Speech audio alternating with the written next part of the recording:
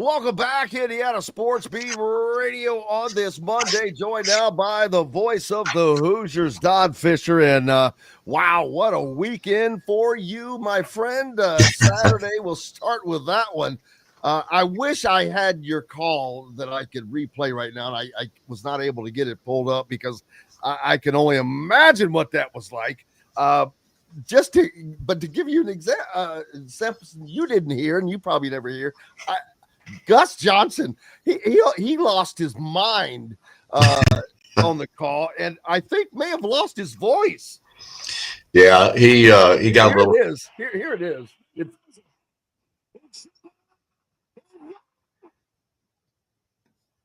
I can't hear it, but I've heard it, so I know what you're talking about. Oh, you did hear it? Okay, yeah, I'll replay that later. But I've never heard a call like that. It was his. I'm like, oh, man, his voice just disappeared. I said, I'd love to hear Don's. I was not able to hear yours, but and I will get that replayed. But that had to be just maybe the fun. Is that the funniest game you've ever called in football for Indiana? Well, it's not the funnest game I've ever called simply because it was a tussle. Yeah. Penn State played like it was their national championship game. And yeah, I give them credit. Said that was their Rose Bowl or whatever. Yeah. Right. Yeah. I mean, look, Penn State's really good. They've got tremendous talent. They always have had. They may not be as good at the quarterback position right now because the kid is a young guy and he made some bad throws in that ball game, but Fernando did too. But Fernando's throws were bad because he was being pressured the entire day. He had a tough day and he got pounded, but he made some of the best throws in that football game on that last drive. It was spectacular what that drive did. Here's the oddity of how many plays do you think were ran in that drive in the final 151? How many plays? There were 10 plays in that drive in a minute and basically which is mind-boggling that you can get that many plays ran in a minute 10. That's my point. A minute and 20 seconds basically is how long it took him to score that touchdown. And that's a 4-minute drive normally, Don. Yeah, the timeouts that were taken that were absolutely perfect. The spiking of the ball, obviously there were some incompletions in that drive, but the fact of the matter is that this team, it's one play at a time, never look forward, never look backward. It just one play at a time, focus on what's there. And I know that's the Curt Cignetti coach speak, but that's absolutely the way they played it the whole time. Not too high, not too low. Stay in the moment. And these kids buy into that. And that last drive proved it. And think about this. This is the third game this year on the road. Everybody circled these three ball games, Iowa, Oregon, Penn State, as games that Indiana could very easily lose. And they won all three of them, and they won. Well, the Oregon game is the one that they came back and kind of dominated in the second half. After interception, they take it right down the field just like they did on Saturday and score a touchdown. But this football team doesn't get ahead of themselves, and they literally, the philosophy that Curt Cignetti preaches, they did it to a fine tune, so to speak. It was just a spectacular day from that perspective. It was not a great day from a coaching perspective because I guarantee that Curt Cignetti was writing his notes almost on every play in that ball game. And he has plenty of talking points this week going into the Wisconsin matchup on Saturday.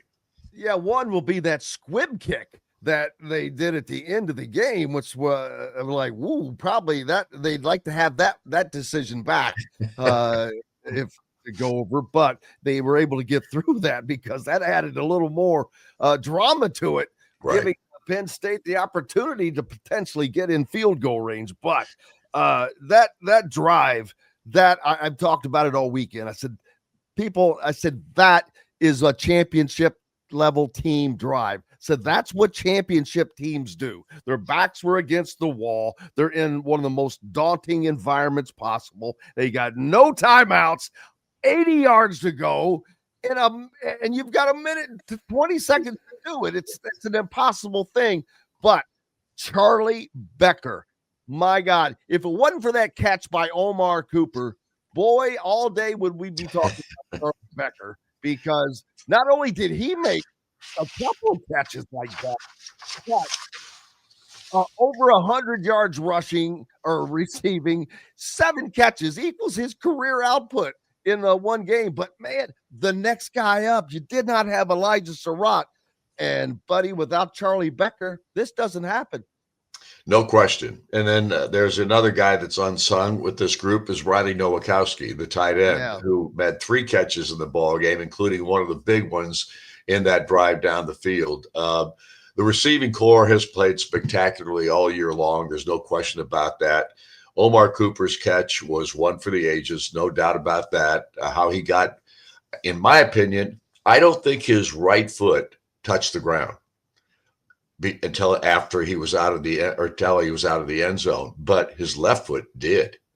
When you look at the video, I've seen it maybe 10 times now, and you look at his right foot, it just looks like he didn't touch anything with his right foot at the very bottom. It's like minuscule, but you can kind of see that he didn't really touch ground. He didn't move a piece of grass or anything. It was just, but his left foot did get down. And it doesn't matter because the officials basically ruled that both feet got in. Right. So at any rate, long story short, the other thing about that was how high Omar Cooper was in the air when he caught that football. And that throw was way up there. I mean, he could have dunked it over the crossbar. I was looking at that. I'm like, all right, how close is he to the crossbar? Right. Yes, if he was trying to do that, he would have. But the amazing thing to me, Don, is you're right.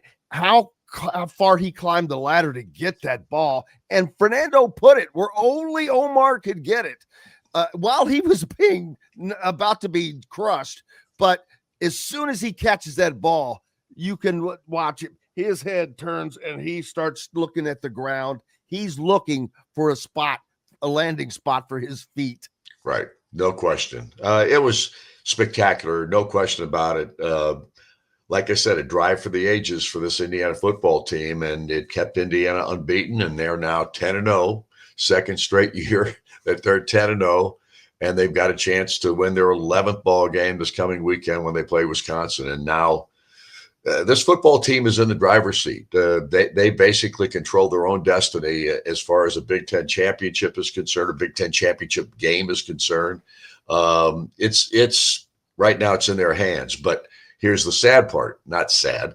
Here's the difficult part. Wisconsin just won their first Big Ten game, and they beat a really good Washington team, a football team that has been coming on all season long, and they knocked them off at Wisconsin. So that's a huge win for the Badgers. They have struggled all year long with quarterback issues because of injuries to their quarterbacks. They've used 4 different guys at the quarterback position. And their defense has played well all season. They've got a really good defense. So Indiana's going to face another defense this week that's capable of putting the stops on Indiana if they don't play up to their capability. Yeah, I saw that over the weekend as well, Don, and I agree with you 1,000%. The worst thing you can have for a team to get some confidence, especially a dangerous team. And Wisconsin is that. They're a wounded animal. They'll play like they've got nothing to lose because they don't. And right. Those are very, very dangerous teams. And Don is exactly right. Here's Don, one other thing, Jim, there's one other thing I want to say about this game coming up against Wisconsin for our fan base. I think our fan base needs to come to the stadium on Saturday. It's supposed to be a beautiful day based on what we're hearing, and the temperatures are going to be in the 60s.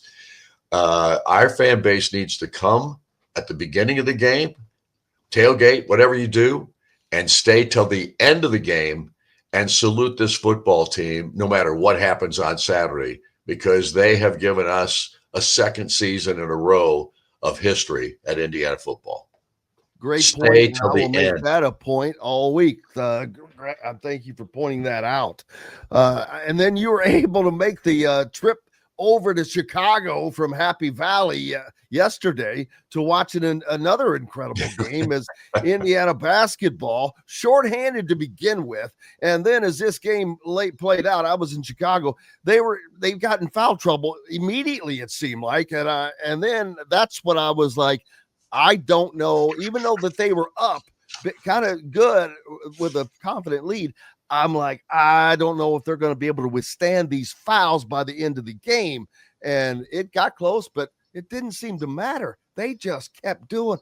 First half, Tucker DeVries was just on fire. And then in the second half, it was Lamar Wilkerson. They had no answer for it. And Indiana wins comfortably. But while going through that adversity, I was very impressed by that win, Don.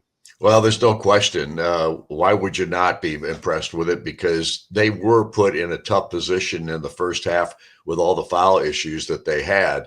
Now, you could say that they put themselves in that position by fouling. However, I still believe, I don't know what's going on with the officials, because we are seeing, and this happens every year, in non-conference ball games at the beginning of the year, it is like all we're hearing out there, we're hearing whistles all the time because they're trying to, I don't know, speed up the game, or the last thing they're doing is speeding up the game because they call all these fouls.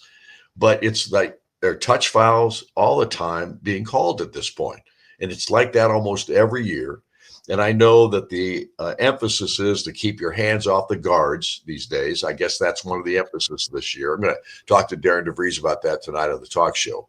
But I guess one of the emphasis is to keep your hands off the guards because they want to see the ball move. And they at any rate, long story short, that's one of the reasons. And Indiana's getting into foul trouble a little bit because they reach too much. You got to move your feet.